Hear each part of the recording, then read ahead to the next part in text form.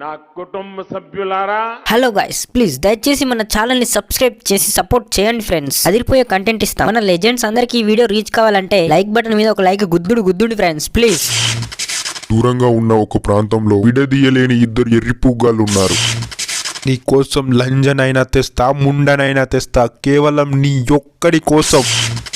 ఇక్కడ పందెం కోడి ఉన్న ప్రతి ఒక్కడు మొగోడే. ప్రతి సంవత్సరం బతికున్న పుంజు కన్నా కింద పడ్డ పుంజు కోసమే గొడవలయ్యేవి.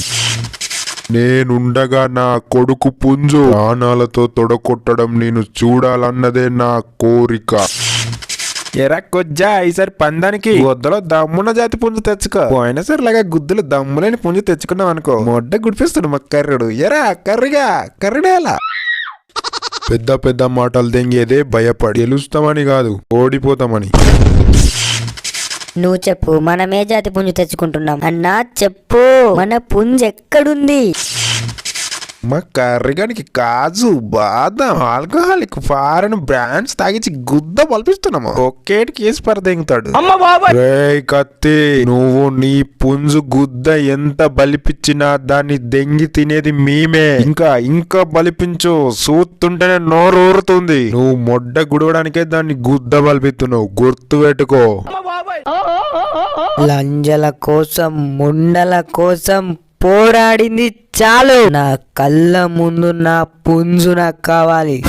రే యాది మరచినావా ఏంది? నా పేరు కత్తి. నేను కత్తి కట్టిన పుంజు ఎప్పుడు తల లేకుండా రాలే, గుర్తుంచుకో. నీ దోస్తు గాని పుంజు పచ్చి నెత్తురు తాగపోతే నా పేరు కత్తే కాదు. ఈ కథ లాస్ట్ ఇయర్ సంక్రాంతికి మొదలైంది.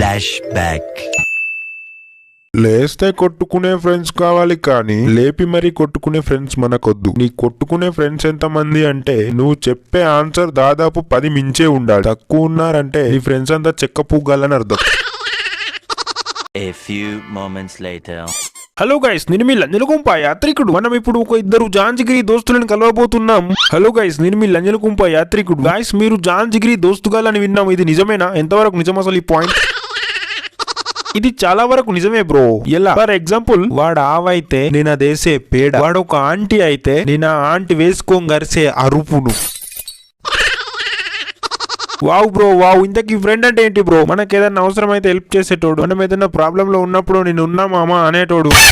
లెంత్ వద్దు బ్రో, ఒక్క ముక్కలో చెప్పేసి. మొడ్డ గుడిపెట్టాడు బ్రో, సీదా మొద గుడిపెట్టాడు. A few moments later. రే కత్తి గాని గుందన కత్తి దింపాల్సిందేరా. కత్తి గాని గుద్దల కత్తి దించే పుంజు రెడీగానే ఉన్నాడు మామ, పుష్ప పుంజుగాడు. కత్తి గాని పుంజు మీద పుష్ప పుంజు సుల్లి కూడా గెలవదు. సలార్ పుంజు దింపాల్సిందే. సలారు పుంజ చల్ వద్దు, మొడ్డ గుడుతాం. ఆ పుంజు అయితే పుష్ప పుంజు తీసుకుపోదాం. రే నువ్వు నాకు సపోర్టా వానికి సపోర్టా? మొడ్డ గుడి ఐడియాలు ఇస్తావు. నువ్వు మొడ్డ గుడాలంటే నీకెందుకు చెప్తాబే? నువ్వు గెలవాలంటే పుష్ప పుంజే కావాలి. నా బొచ్చు ఊడినా నేను, నాకు సలార్ పుంజే కావాలి. రే నేను నీకన్నా కొద్దిగానే పుష్ప పుంజే కావాలి నాకు. పుష్ప పుంజు నీ అవ్వ తగ్గేదేలే.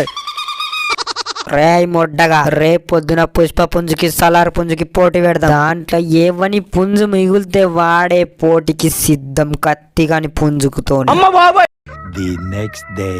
రే మా సలార్ గాడు ఎట్లున్నాడు? నీ పుంజని చూస్తేనే సగం దత్తదిరా. అత్తదో సావదెంగుతో చూద్దాం. రెడీ? మొడ్డలి మద్దలి పోలీసులు ఏంది సుల్లిగాళ్ళు. మనం ఇక్కడున్న సంగతి ఎవర్రా చెప్పింది? సుల్లిగాడు. నేనే కాల్ చేసి చెప్పిన మామ. సుల్లిగా నీ బుద్ధి చూపించుకున్నావురా. నీ బుద్ధి గుద్దల సుల్లి గుద్దలేంటి ఉండవేంద్రా నువ్వు? నీకు తోడు తెంగింటా సుల్లిగా. ఇవల్ల సావరేవో తెలుసుకుందామంటే ఇదే మామ. ఈ ఆవేశాలే అద్దని పోలీసులకు కాల్ చేసిన. ఆ 2 పుంజుల్లో ఏ ఒక్క పుంజు ఓడిపోయినా ఒకరు హ్యాపీగా ఉంటారు, ఒకరు బాధగా ఉంటారు. పండగ పూట బాధలేంట్రా? మనం ఎప్పటికీ కలిసిమెలిసి ఉండాలి మామ. ఈ జైల్లో అయినా ఎక్కడైనా.